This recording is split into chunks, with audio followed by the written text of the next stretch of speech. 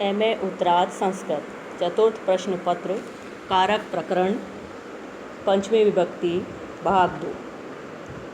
Doctor Manisha Godara सह आचार्य संस्कृत राजकीय बांगड़ महाविद्यालय डीडवाना। अप परिवर्जने वर्जन अर्थ में वर्तमान अप और परि की कर्म प्रवचनीय संज्ञा होती है।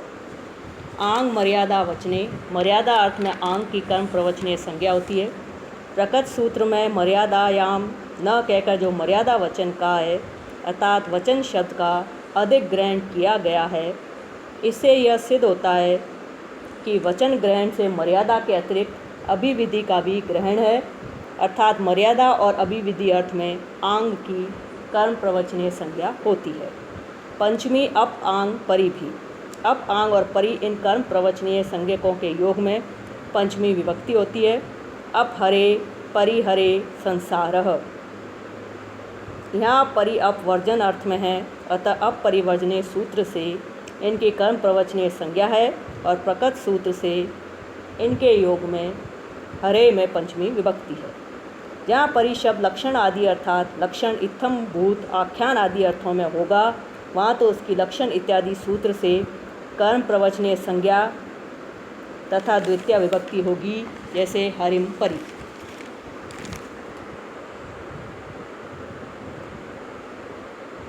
आंग मर्यादा वचने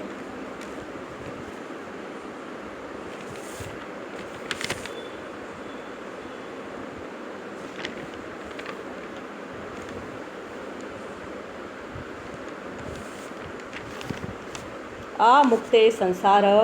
यहाँ आंग मर्यादा अर्थ में है, अतः इसकी आंग मर्यादा वचने सूत्र से कर्म प्रवचनीय संज्ञा तथा प्रकृत सूत्र से मुक्ते यहाँ पंचमी विभक्ति होती है। आ सकलात ब्रह्म में सकल अर्थ में ब्रह्म, आ सकलात में ब्रह्म में पंचमी विभक्ति है। प्रति प्रतिनिधि प्रतिदानयो प्रतिनिधि तथा प्रतिदान अर्थ में वर्तमान प्रति की कर्म प्रवचनीय संज्ञा होती है। प्रतिनिधि प्रतिवादने च यस्मात्, जिसकी ओर से कोई प्रतिनिधि हो अथवा जिससे किसी वस्तु का प्रतिदान हो अर्थात वस्तु बदली जाए, उससे कर्म प्रवचनीय संज्ञक प्रति के योग में पंचमी होती है। प्रद्युम्न कृष्णात् प्रति, यहाँ प्रतिनिधि अर्थ में वर्तमान प्रति की प्रति प्रतिनिधि प्रतिदानयो सूत्र द्वारा क्रम प्रवचनीय संज्ञा और कृष्ण की ओर से प्रद्युम्न प्रतिनिधि है, अतएव कृष्णात् में प्रति के योग में प्रकृत सूत्र से पंचमी विभक्ति हुई है। तिलेभ्य प्रति यच्छति माशान, यहाँ प्रतिदान अर्थक प्रति की कर्म प्रवचनीय संज्ञा और तिलों से माशों का प्रतिदान है, अतः एव तिलेभ्य में प्रकृत सूत्र से पंचमी विभक्ति हुई है। अकर्तृ ऋणे पंचमी, कर्तृ भिन्न ऋण हेतुभूत शब्द से ही पंचमी विभक्ति होती है। शतात् बद्धः, यहाँ शत शब्द ऋण बंधन का हेतु है, अतः प्रकृत सूत्र से उसमें पंचमी है।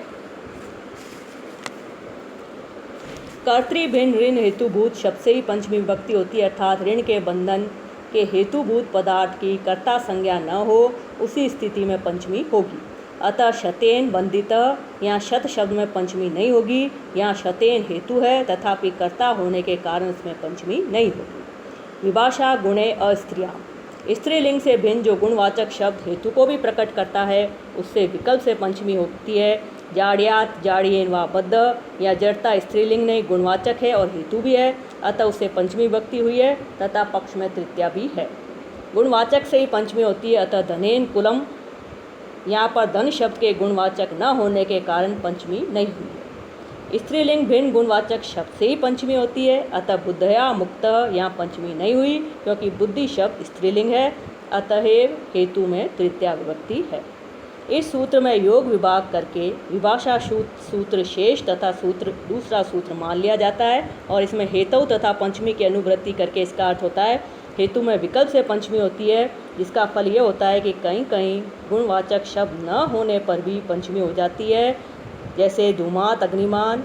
यद्यपि यहाँ धूम शब्द गुणवाचक नहीं है, तथापि इस योग विभाग से यहाँ पंचमी हो जाएगी। इसी प्रकार इस योग विभाग का दूसरा फल यह है कि कहीं कहीं स्त्रीलिंग शब्द से भी पंचमी हो जाएगी, जैसे नास्ति घटो अनुपलब्धे, या अनुपलब्धि शब्द लब धातु से तिन प्रत्यांत होने के कारण स्त्रीलिंग है, तथापि उससे पंचमी विभक्ति हुई है। पृथक विना नाना भी तृतीया अन्यतरस्याम, पृथक विना नाना के योग में विकल्प से तृतीया विभक्ति होती है। पृथक विना नाना के योग में विकल्प से तृतीया विभक्ति होती है और पक्ष में पंचमी तथा द्वितीया भी होती है। अन्य तरस्याम का ग्रहण समुच्चय के लिए है, जिससे इसमें द्वितीया और पंचमी का समावेश हो जाता है। पृथक रामेण रामात रामम वा।